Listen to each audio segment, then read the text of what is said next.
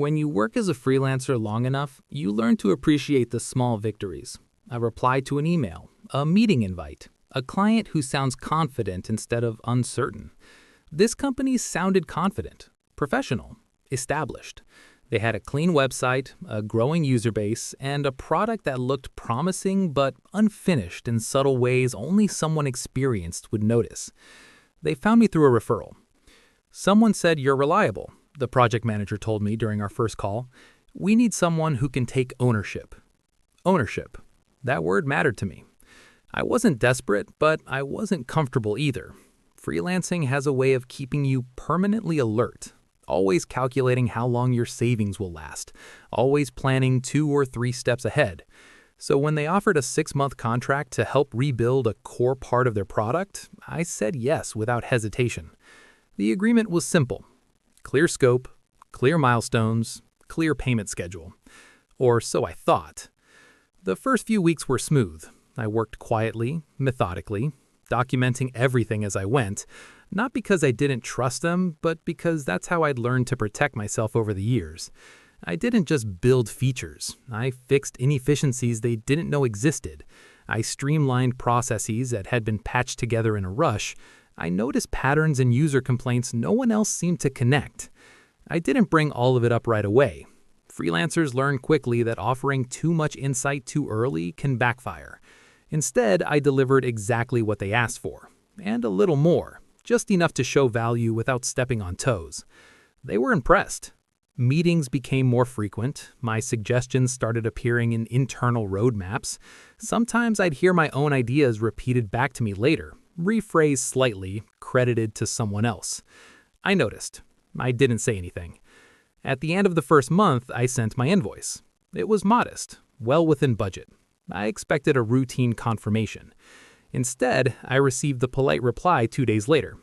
"Hey, just a heads up. Accounting is a bit backed up this week. Payment should go out early next week." "No problem," I replied. "Happens all the time." Early next week came and went. Then the following week. When I followed up again, the tone was still friendly. "We're finalizing some internal changes. Thanks for your patience." Patience. Another word freelancers get used to. I kept working. By month 3, the product looked completely different from when I'd started. Faster, cleaner, more stable. Internally, I could see how fragile it still was beneath the surface, how much depended on assumptions that no longer held up. But outwardly, it was a success. They launched a major update. Users loved it. The team celebrated in a meeting I attended quietly, camera off, microphone muted. I watched faces light up as they congratulated one another. I listened as a senior manager explained the improvements. Improvements I had designed, implemented, tested, and refined. My name didn't come up. Still, I didn't mind. Recognition wasn't why I was there. Payment, however, was. By then, I was owed 2 months. I sent another invoice. This time, I attached the contract clause outlining the payment terms. I kept the message neutral, professional. The reply took longer. When it came, it was short. "We're aware. We'll resolve this soon." Soon became vague. Conversations shifted.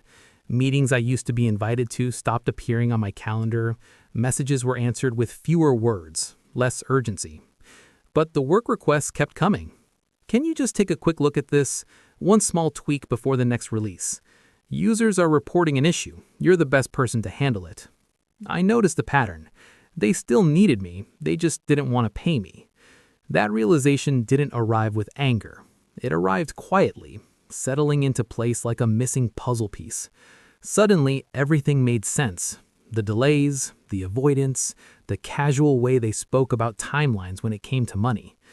I stopped pushing. Instead, I started paying attention.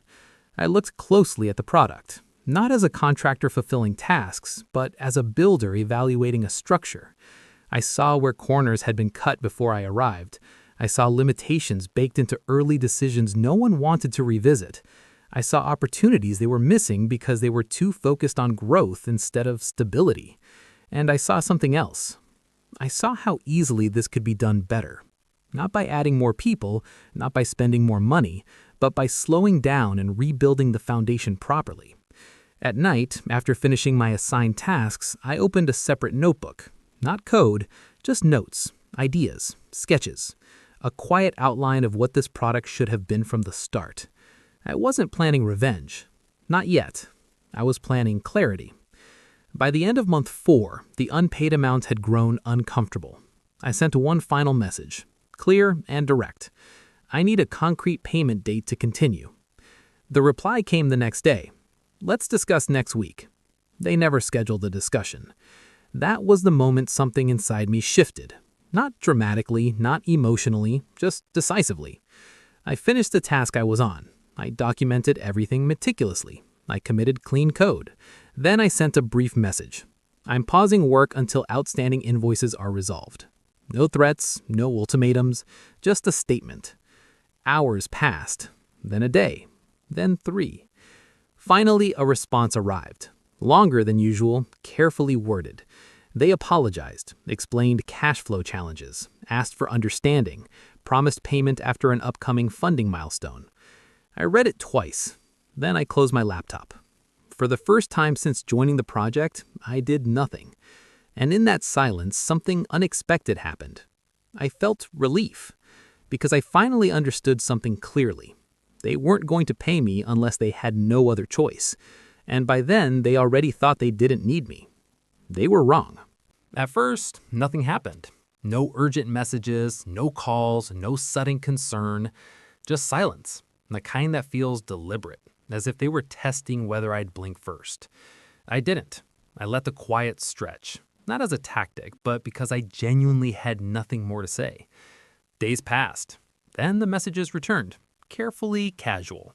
Hey, quick question about the deployment process. Do you remember how the caching layer works? We're seeing some odd behavior. Any ideas?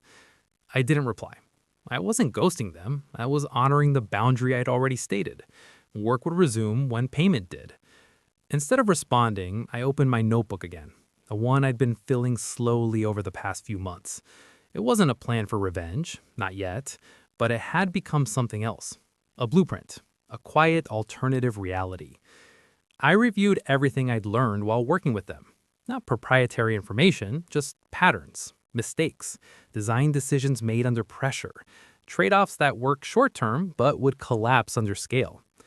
I thought about their users, the complaints that kept repeating, the features customers asked for that never made it onto the roadmap because leadership was too focused on investor demos.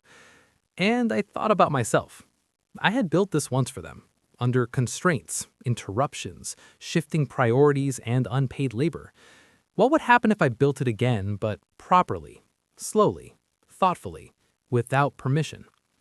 The idea didn't arrive as a dramatic realization. It arrived like an obvious next step, something I was surprised I hadn't considered sooner.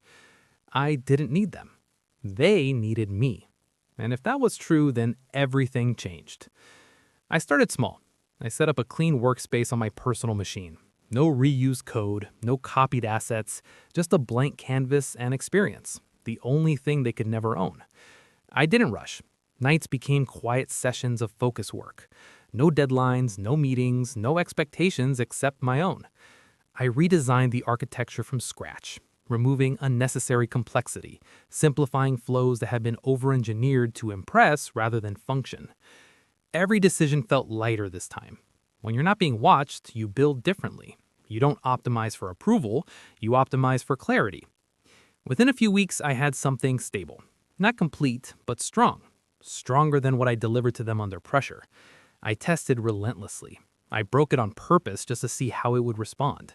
I fixed things before they became problems. Meanwhile, the messages from the company grew less polite.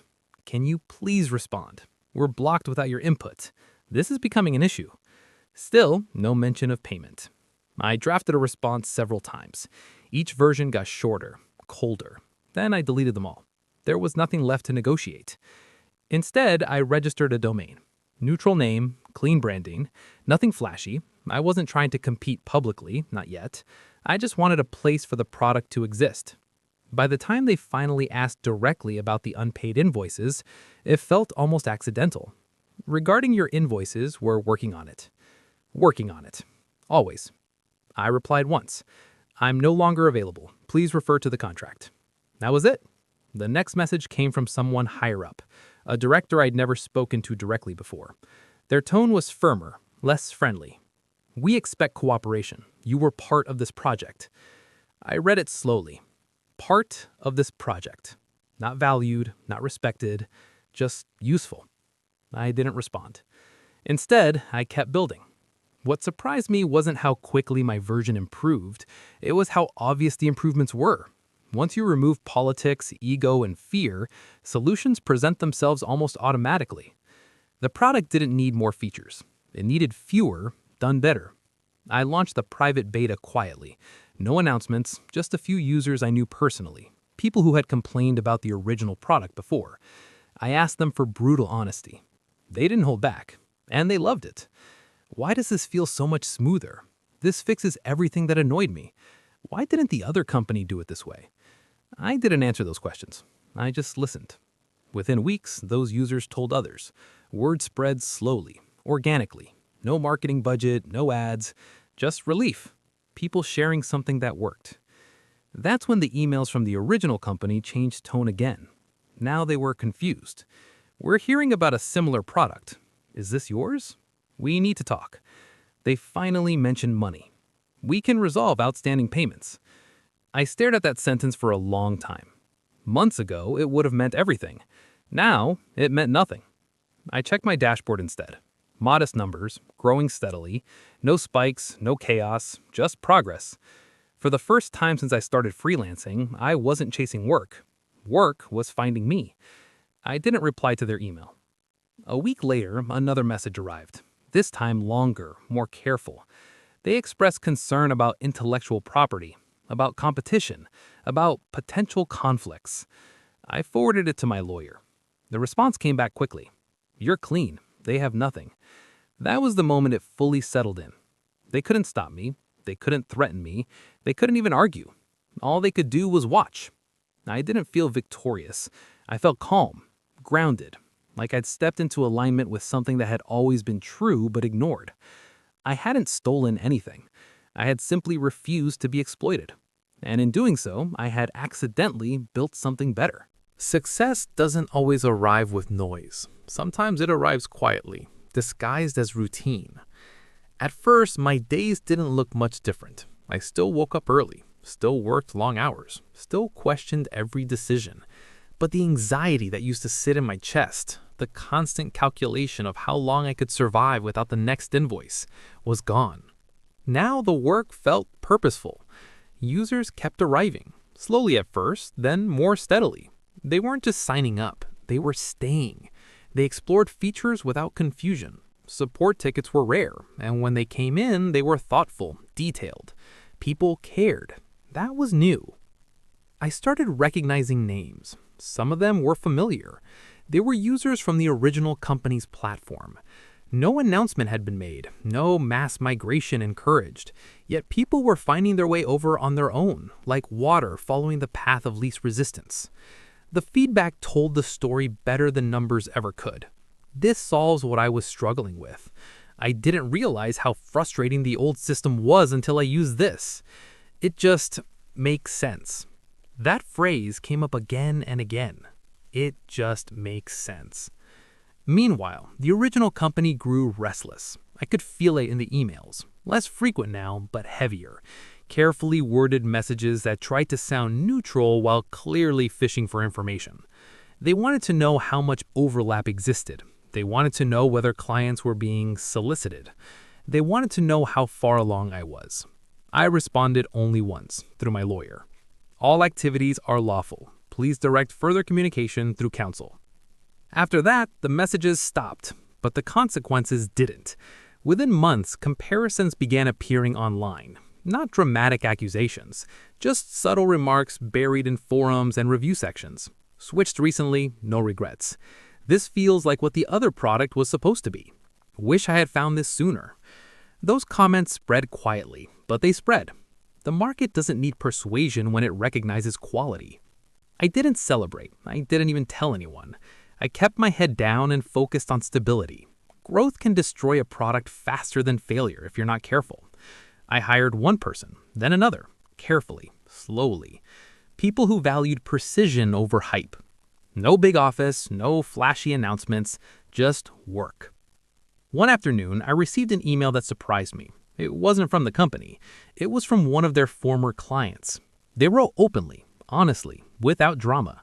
"We tried to get support for weeks. No response. We found your product and switched. We just wanted to say thank you." I sat with that message longer than I expected, not because of pride, but because of validation. For so long, I had wondered whether I was overreacting, whether walking away had been reckless, whether I should have fought harder for the payment, negotiated more aggressively, made noise. But this message answered something quietly and completely. I hadn't overreacted. I had simply chosen dignity. The original company, on the other hand, began to unravel in small, almost invisible ways. Deadlines slipped, support response times increased, features announced confidently were delayed without explanation. People noticed. Internally, from what I later heard, blame started circulating. Meetings grew tense. Questions were asked about decisions made months earlier, decisions that had relied on my work without fully understanding it. And then came the irony. They tried to rebuild. They hired consultants, brought in new freelancers, paid them well. But without context, without understanding the evolution of the system, progress was slow and expensive. Knowledge isn't transferable as easily as companies think. Experience can't be bought retroactively. One evening, long after I'd stopped checking my old inbox regularly, I received an email marked urgent. It was from the same director who had once tried to pressure me. This time, the tone was different. They admitted mistakes, acknowledged miscommunication, offered full payment plus a bonus if I would consult temporarily to smooth the transition. I read it once, then again. There was no anger in me, no satisfaction, just distance. I declined politely. Not because I wanted revenge, but because going back would have meant betraying the version of myself I had finally learned to respect. Weeks later, news broke quietly in the industry. The company announced restructuring, then layoffs, then a strategic pivot.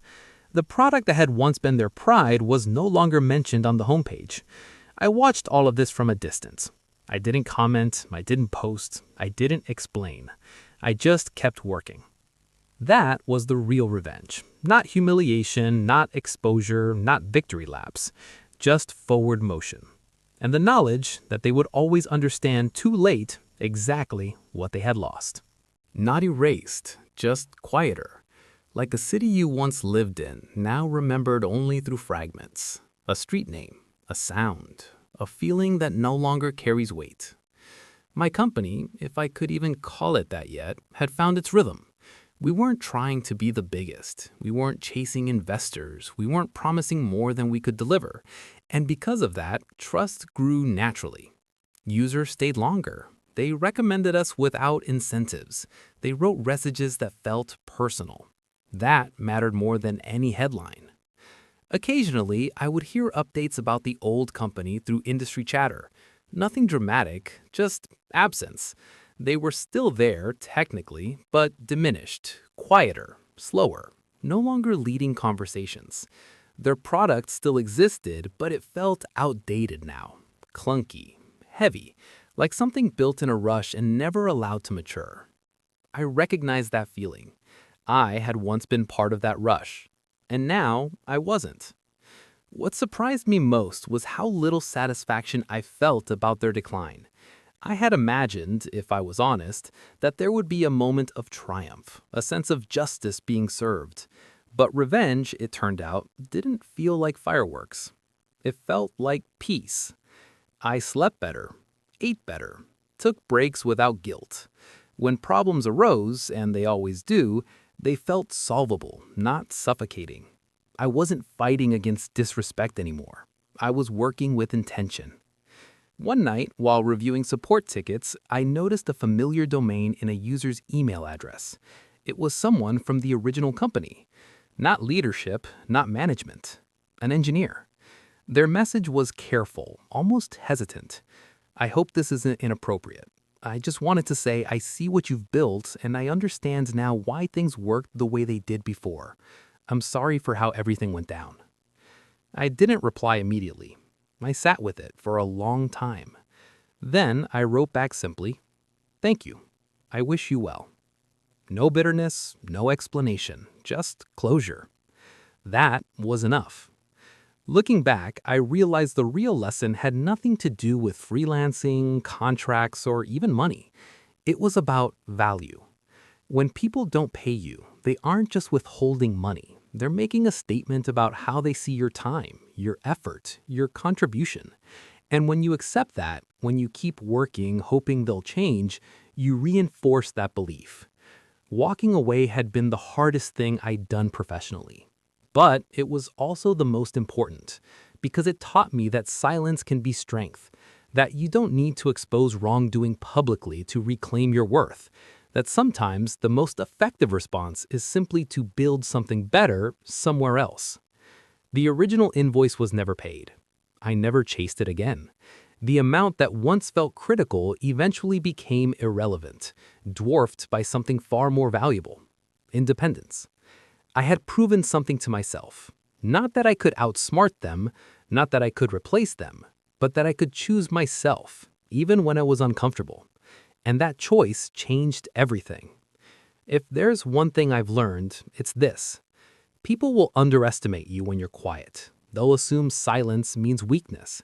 They'll confuse patience for dependence. Let them. Because the moment you stop asking for permission, the moment you stop waiting to be treated fairly, you discover something powerful. You were never trapped. You were just building momentum. And when you finally move, you don't need revenge. Success speaks softly, but it echoes longer than anything else. In the end, there was no dramatic confrontation, no public apology, no moment where they finally admitted they were wrong. There didn't need to be. I had moved on, built something stronger, and reclaimed my time, my confidence, and my worth. The product they refused to pay for became the foundation of my freedom, and the silence they once used to ignore me became the space where I succeeded. Some people think revenge is loud and destructive, but the most powerful kind is simple: living well without them and never looking back.